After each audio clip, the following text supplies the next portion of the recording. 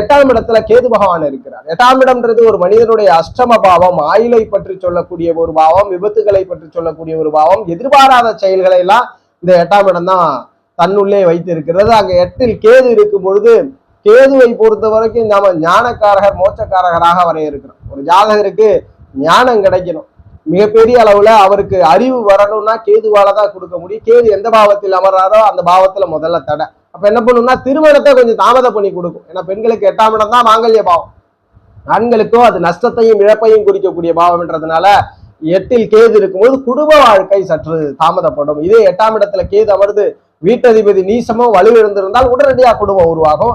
ஆனா 8இல் இருக்கக்கூடிய கேது பகவானுக்கு வீடு கொடுத்த ஸ்தான பலத்தை பெறார்னா தாமதப்பட்டு குடும்பத்தை கொடுக்கும். அதுபோல எதிர்பாராத சொத்துக்களை கொடுக்கும். எதிர்பாராமல் சில அதிர்ஷ்ட வாய்ப்புகளை ஜாதகருக்கு கொடுக்கும். கேதுவிற்கும் அதே விதிதான். சுபர்களுடைய தொடர்பை பெறும் பொழுது கண்டிப்பாக அவர் வலுப்பெறுகிறார். ஜாதகருக்கு